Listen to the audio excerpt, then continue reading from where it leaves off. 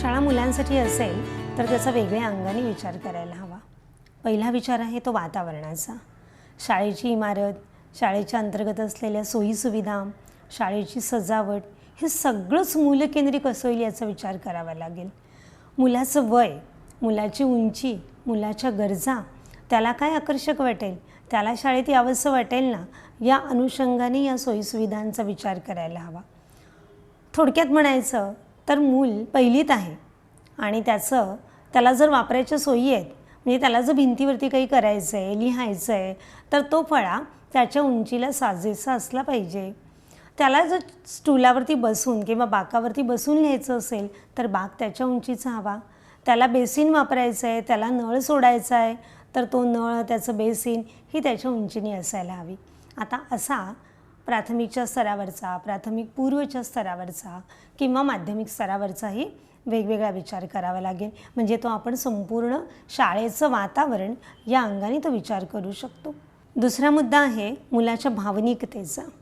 मुलाला शाळेत येतानाच खरं तर आनंद, उत्साह, गंमत वाटली पाहिजे। शाळेत पालकांनी त्याला उत्साहाने शाळेमध्ये पाठवलं पाहिजे आणि ते येताना मला तिथे काय करायला मिळणार आहे, मला माझे मित्रमंडळी भेटणार आहेत, शिक्षकांबरोबर गप्पा मारायच्या आहेत, काहीतरी नवीन करून बघायचं आहे, ह्या सगळ्या ईर्ष्या, प्रेरणा, इच्छा असं घेऊन त्यांनी शाळेत प्रवेश केला पाहिजे। मेंदू संशोधनातही या भावनिकतेचं खूप महत्त्व सांगितलेलं आहे। भावनेच्या दाराने जर एकदा प्रवेश झालेला असेल तर मग मूल कोणतीही गोष्ट आकलन करून घ्यायला तयार असतं। मग म्हणजे काय तर शाळेत प्रथमतः मुलाला बोलण्याच्या भरपूर संधी असल्या पाहिजेत। मित्रमंडळींशी त्यांनी बोललं पाहिजे, गटात बोललं पाहिजे, शिक्षकाशी बोललं पाहिजे, हो शिक्षकाशी त्याचा सारखा संवाद घडला पाहिजे। म्हणजे त्याला पडणारे प्रश्नही तो विचारू शकतो, त्याला जी अडचण असेल तीही विचारू शकतो।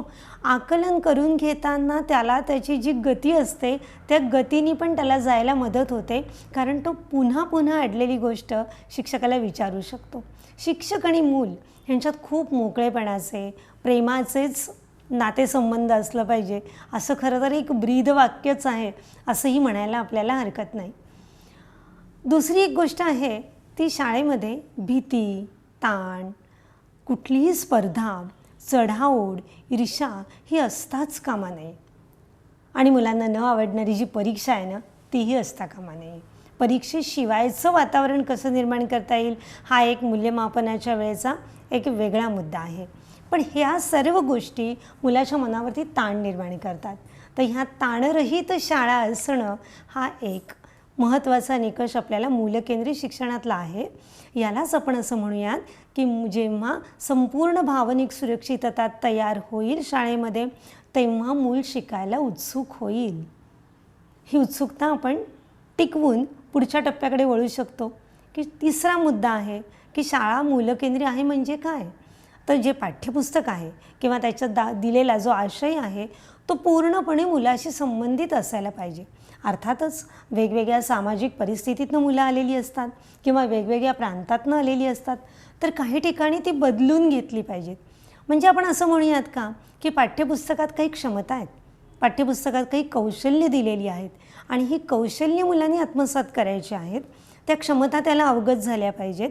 अशा रीतीने पाठ्यपुस्तक शाळांमध्ये वेगवेगळ्या ठिकाणी तयार झालं पाहिजे, म्हणजेच ते पाठ्यपुस्तक सार्वत्रिक असणार नाही, तो आशय मुलाशी निगडित आणि मुलाशी संबंधित असा असेल।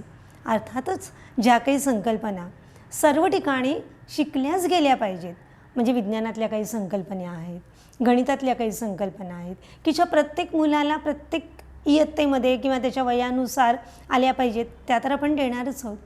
मग ह्या संकल्पना देण्यासाठीचे वेगवेगळे कृतीशील मार्ग शिक्षकांनी शोधले पाहिजेत। याच्यामध्ये मुलांना खूप खेळ खेळता येतील, खूप कृती करता येतील, खूप अनुभव देता येतील, अशा संधी वर्गांमध्ये असल्या पाहिजेत।